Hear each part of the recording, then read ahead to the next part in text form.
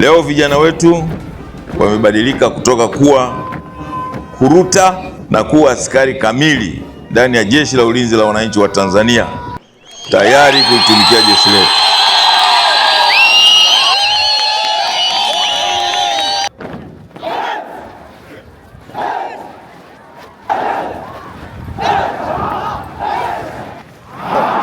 Ni kundi la askari wapya, kundi la 44 mwaka 2025 2026, na hii ni paredi ya mwisho ikiashiria kuhitimu mafunzo yao ya awali ya kijeshi katika shule hii ya mafunzo ya awali ya kijeshi RTS Kihangaiko.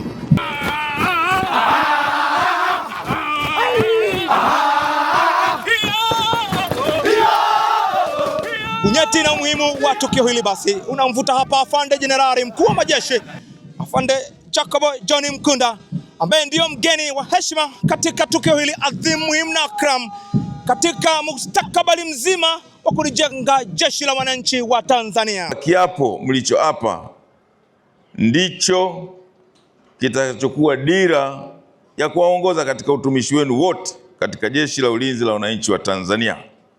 Mmeahidi kuwa watiifu, mmeahidi kumtii na kumtumikia Rais wa Jamhuri ya Muungano wa Tanzania ambaye kwa sasa hivi ni Daktari Samia Suluhu Hassan, na mimi ninawasisitiza kuwa utii huchukua sehemu kubwa sana ya maisha ya mwanajeshi.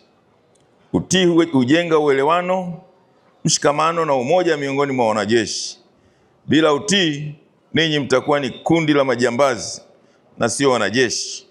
Mbele ya wazazi wenu na walezi wenu, ningependa kuwaonya dhidi ya kujihusisha na siasa, kwa kuwa sheria ya nchi yetu inawakataza wanajeshi kujiingiza kwenye siasa. Mafunzo ya awali ya kijeshi yameandaliwa ili kumwezesha askari kuweza kukabiliana na changamoto za sasa za kiusalama duniani. Shule imeweka msisitizo mkubwa kuhakikisha mafunzo haya ya awali ya kijeshi yanaimarika kwa kukazia mafunzo ya vitendo, mafunzo ya ujasiri, kwata na silaha.